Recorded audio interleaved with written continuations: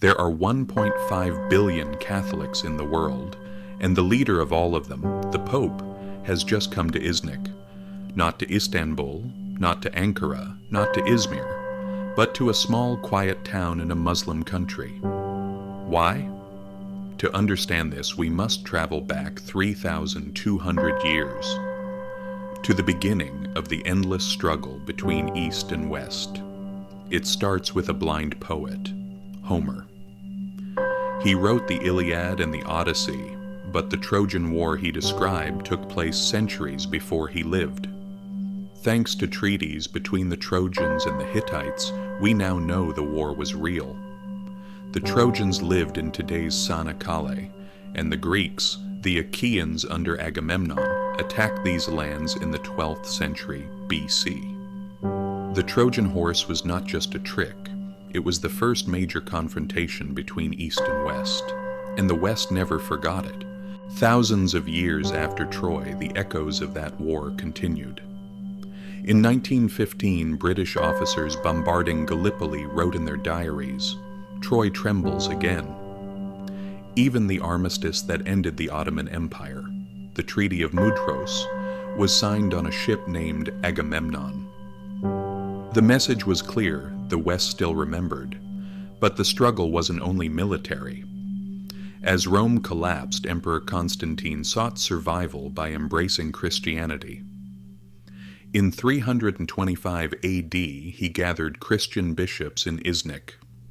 Here, at the First Council of Nicaea, the core of Christian belief, the Trinity, Father, Son, Holy Spirit, was formalized.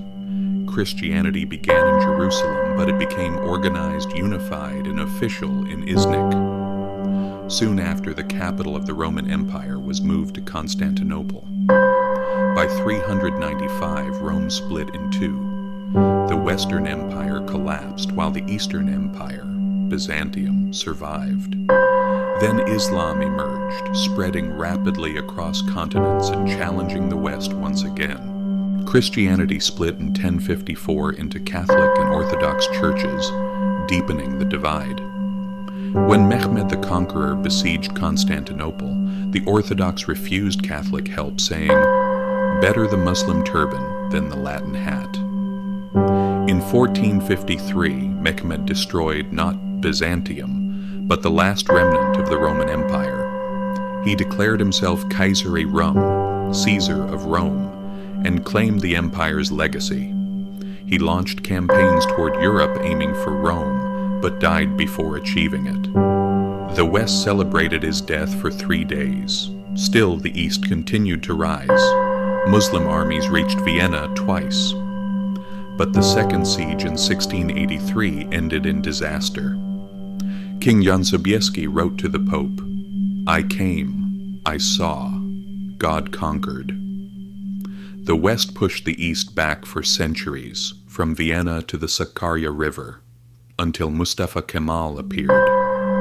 The Turkish War of Independence was the final frontier of this ancient struggle. After the War of Independence, borders almost returned to the same lines as in the Trojan era, but the symbolic conflict continued. For the Catholic West, Iznik, where Christian doctrine was shaped, remained a sacred target. Every pope wanted to visit Iznik, but none were allowed, not by the Ottomans, not by Ataturk, until now. In 2025, the Pope finally entered Iznik and held ceremonies, despite objections even from Orthodox Christians in Turkey. Today, European politicians still campaign with slogans like, "Vienna must not become Istanbul." The West's long-term goal is clear, to push the East back. And in their worldview, these lands belong to Greece, the heirs of the Achaeans. So what must be done? The Pope's visit must remain symbolic. No Catholic institutional presence should form in Iznik, and the East must remember its story, just as the West remembers Troy. A colossal statue of Hector in Çanakkale would send a clear message: the East has not forgotten.